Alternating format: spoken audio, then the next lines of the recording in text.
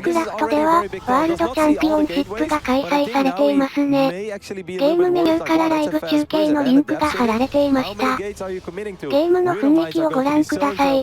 すごいですね。多分賞金がかかっている大きな大会だと思います。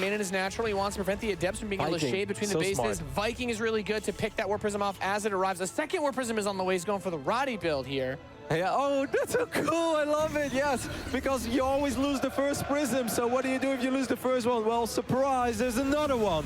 Here come all these adepts, and this is going to be incredibly hard for Masa, man. These Marines will not stand a chance. They may not get two-shotted, but it's still way too many adepts. Showtime switching things up already in game number 1.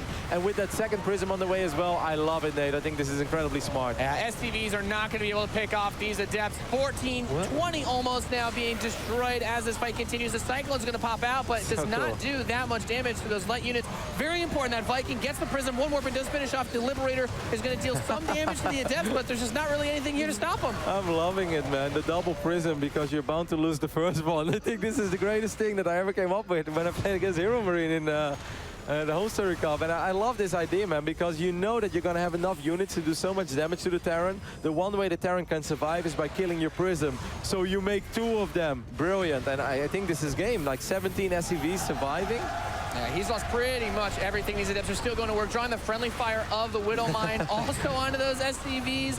He's got no economy left. That Liberator's just like, okay, well, siege up, adepts move. Re-siege, adepts move again. And now he's lost everything. GG, Showtime taking the first game here against Masa.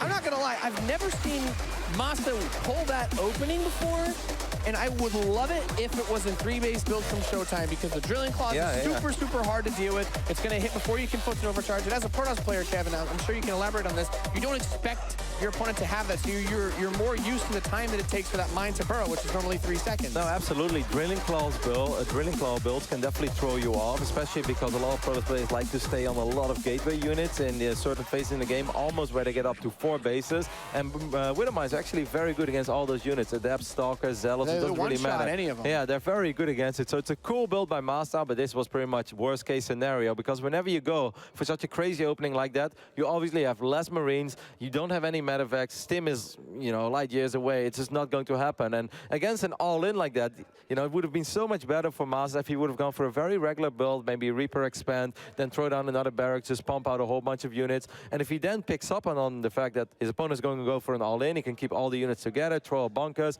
maybe he can survive. But going for a weird build like that, it's just very unfortunate timing. He couldn't possibly know, but he's going to have even less units to work with. And